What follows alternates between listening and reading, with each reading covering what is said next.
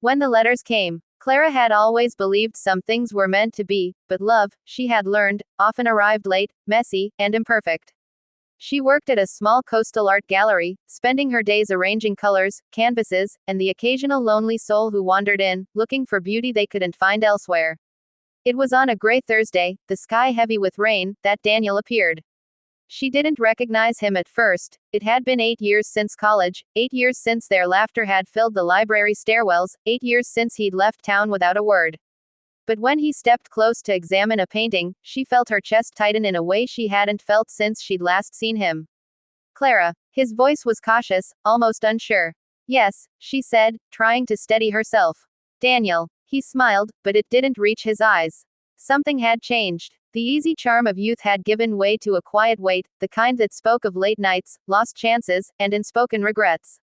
For the next hour, they wandered the gallery together, commenting on brush strokes and light, but the conversation kept circling around their shared past, unfinished sentences, abandoned dreams, and the silence that had stretched between them for nearly a decade. Clara discovered he had returned to the coast to care for his ailing mother. She learned that he had never forgotten her, even if he had never said it. Days turned into weeks. They began meeting for coffee, then long walks along the windswept cliffs overlooking the sea. Each encounter peeled back layers of distance, revealing the warmth and familiarity that had always lingered beneath the years apart. But the past was never far away. Clara had grown cautious, afraid that history would repeat itself. Daniel, however, was patient. One evening, after a storm had passed and the air smelled of wet pine and salt, Daniel handed her a small stack of envelopes. Each was a letter he had written over the years, never sent, never destroyed. Hands trembling, she read them, confessions of love, apologies for leaving, dreams of a future that might have been. Tears blurred her vision, and for the first time in years, Clara felt the full weight of longing and regret.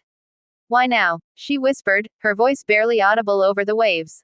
Because I can't waste any more time, he said, reaching for her hand. Because I don't want to live another day wondering, what if? And in that moment, something fragile yet unbreakable formed between them. The years of separation, the mistakes, the unspoken words, all of it dissolved as they leaned into each other, the wind and sea bearing witness. That night, on the balcony of the little gallery apartment, wrapped in a shared blanket, they spoke softly, laughed quietly, and kissed in the gentle moonlight. It wasn't perfect, love rarely is, but it was real. It was theirs. And for the first time in a long time, Clara believed again that some things, no matter how late, were indeed meant to be.